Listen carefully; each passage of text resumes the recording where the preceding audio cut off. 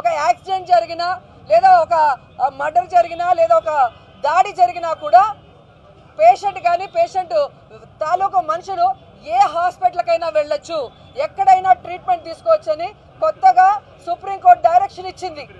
ఎందుకంటే పోలీసులే రావాలి, వాళ్ళతో మాట్లాడి కేసు పెట్టినాకే హాస్పిటల్కి వెళ్ళాలి అంటే చాలా మంది ప్రాణాలు పోతున్నాయి. కాబట్టి అలాంటి ఒక డైరెక్షన్ ఇవ్వడం మీరందరూ చూడాల్సిన విషయం. అలా కాకుండా హైదరాబాద్కి ఎందుకు వెళ్ళాడు అంటే కేవలం పన్ను కోసం మీ యనమల రామకృష్ణుడు ప్రజాధనాన్ని 3.5 లక్షలు వెచ్చించి ఎక్కడో పోయి పీకించుకున్నాడు. ఇక్కడ పీకే వాళ్ళు లేరా? ఆంధ్రాలో పన్నులు పీకే వాళ్ళు లేరా? సింగపూర్కి పోయి పీకించుకోవాలా? ఇదే చంద్రబాబు నాయుడు ఆయనేమో ఆంధ్రాలో ఉన్నట్టు కరకట్టులో కూర్చుంటాడు. ఆయన పెళ్ళాన్ని, ఆయన కోడల్ని, ఆయన మనవడినేమో హయాత్ హోటల్లో పెట్టి కోట్లాది రూపాయలు ప్రజాధనాన్ని కడతాడు. కానీ ఈరోజు నీ మీద నమ్మకం లేకుండా, నీ కింద పనిచేస్తున్న హాస్పిటల్స్ పోలీసుల మీద నమ్మకం లేకుండా హైదరాబాద్కి ట్రీట్మెంట్కి వస్తే నీ ఇష్టం వచ్చినట్టు మాట్లాడతావా? ఈరోజు జగన్మోహన్ రెడ్డి గారికి 3.5 ఇంచి గాయమైంది, 9 కుట్లు పడ్డాయి అంటే ఆ కత్తి ఎంత పదునుగా ఉందో మనం అర్థం చేసుకోవాలి. ఆ కత్తి కనుక పీక మీద పడితే పరిస్థితి ఎంత విషమంగా ఉంటుందో అర్థం చేసుకోవాలి. అది వదిలేసి మీ పచ్చ ఛానళ్ళు ఉన్నాయి కదా అని చిన్న గాయం డ్రామా ఆడుతున్నాడు సింపతి కోసం అని.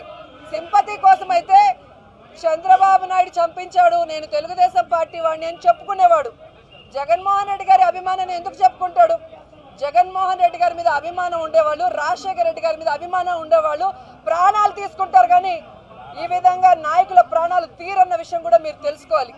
అండ్ చంద్రబాబు నాయుడు రక్తం తాగే నరరూప రాక్షసుడిలాగా ప్రవర్తించడం మనం నిన్న ప్రెస్ మీట్ చూస్తే క్లియర్ కట్గా అర్థమవుతుంది. జగన్మోహన్ రెడ్డి గారు పరిస్థితి ఎలా ఉందని వాళ్ళ భార్య, తల్లి, పార్టీ వాళ్ళందరూ ఏడుస్తూ ఎయిర్పోర్ట్కి పరిగెత్తి హాస్పిటల్కి తీసుకొస్తే ఆయన ఇంటికి వెళ్ళాడు, ఇంట్లో కాఫీ తాగాడు, ఢిల్లీ నుంచి ఫోన్ వస్తే మళ్ళీ హాస్పిటల్కి వచ్చి డ్రామా ఆడుతున్నాడు అంటున్నాడు. నేను చంద్రబాబు నాయుడికి ఛాలెంజ్ చేస్తున్నాను, జగన్మోహన్ రెడ్డి గారు కనుక ఎయిర్పోర్ట్ నుంచి హాస్పిటల్కి రాకుండా ఇంటికి వెళ్ళినట్టు ప్రూవ్ చేయి, లేదంటే రాజీనామా చేస్తావా అని నేను అడుగుతున్నాను. ఆయన వచ్చిన వెహికల్స్లో ఉన్న పోలీసులు నీ మనుషులు, ఆయన వెనక పరిగెడుతున్న ఛానల్స్లో సగం నీ ఛానల్స్. ఆయన ఎక్కడికి వెళ్ళాడో నీకు తెలీదా? నోటికి వచ్చినంత అబద్ధం చెప్పేసి ప్రజల్ని నమ్మించాలన్న ప్రయత్నం చేస్తున్నావా? ఈరోజు నువ్వు చేయాల్సిన తప్పుడు పనులన్నీ చేసి రాష్ట్రాన్ని భ్రష్టు పట్టించి ఎక్కడ కేసుల్లో ఇరుక్కొని జైల్లో జీవితాంతం ఉంటానన్న భయంతో ఏడాది క్రితం ఆపరేషన్ గరుడ అని తీసుకొచ్చి ఈరోజు కేంద్రం నిన్ను నడిపించట్లేదు, నిన్నేదో చేయాలన్న ప్రయత్నం చేస్తుంది. ఇక్కడ కేసీఆర్ గారు అలాగే జనసేన అందరూ కుమ్మక్కైపోయి డ్రామాలు ఆడుతున్నారు అంటున్నావు.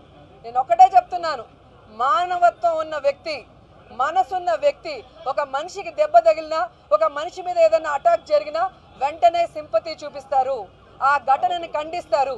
నీకు మానవత్వం లేదు కాబట్టే ఇలాంటి రాజకీయ బురద చల్లుతున్నావు. సొంత మామని చంపేసిన వాడికి ఏం బాధ ఉంటుంది చెప్పండి? ప్రతిపక్ష నాయకుడి మీద ఏదైనా జరిగినప్పుడు. ఈరోజు కేసీఆర్ గారు ఫోన్ చేయడం తప్ప, పవన్ కళ్యాణ్ గారు ఫోన్ చేయడం తప్ప. సో వాళ్ళు ఫోన్ చేస్తే వాళ్ళు కుమ్మక్క అయిపోయినట్ట. మరి మీరు కలిసి ఎన్నికలకు వెళ్తున్నారు కదా కాంగ్రెస్ పార్టీ, ఆ పార్టీ నుంచి నిన్న జానారెడ్డి గారు వచ్చారు, జైపాల్ రెడ్డి గారు వచ్చారు, కోమటిరెడ్డి గారు వచ్చారు, వీళ్ళు కూడా కుమ్మక్క అయిపోయినట్ట. సిపిఎం మధు గారు వచ్చారు, ఆయన కూడా కుమ్మక్క అయిపోయినట్ట. ఏం మాట్లాడుతున్నారు చంద్రబాబు నాయుడు? మతి స్థిమితం ఉండి మాట్లాడుతున్నారా, మతి స్థిమితం లేక మాట్లాడుతున్నారా? ఈరోజు అలిపిరిలో నీకు ఘటన జరిగినప్పుడు, బ్లాస్ట్ జరిగినప్పుడు ఏం జరిగిందో ఒకసారి గుర్తు చేసుకో. ఆ రోజు అలిపిరిలో బ్లాస్ట్ జరిగినప్పుడు రాజశేఖర రెడ్డి గారు వచ్చి దేవుడున్నాడు, నిన్ను ప్రాణాలతో కాపాడాడు అని చెప్పి ఆయన ఆనందంగా నిన్ను వాటేసుకున్నాడు. నీ కోసం మౌనంగా తిరుపతిలో మౌన ప్రదర్శన చేశాడు. అది సంస్కారం అంటే. కానీ నువ్వు జగన్మోహన్ రెడ్డి గారి మీద తెలుగుదేశం పార్టీ కార్యకర్తలతో దాడులు చేయించి ఈరోజు అది అభిమాని చేయించాడు. మాకేం సంబంధం?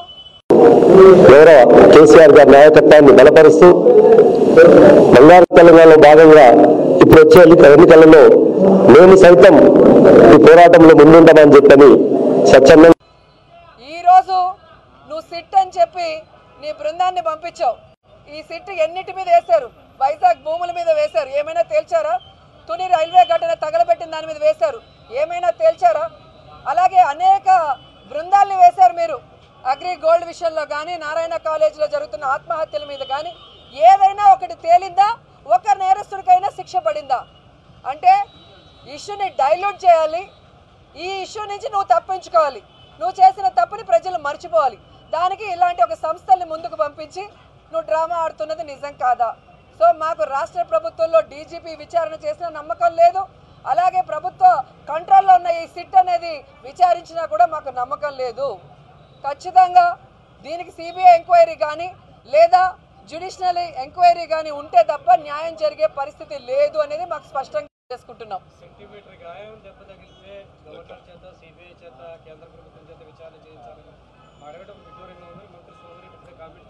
సోమిరెడ్డి సోది మాట్లాడతాడు. 5 సార్లు ఓడిపోయిన వాడికి మంత్రి పదవి ఇచ్చాడు అంటే ఎందుకు ఇచ్చాడో ఈరోజు అందరికీ కూడా అర్థమై ఉంటుంది.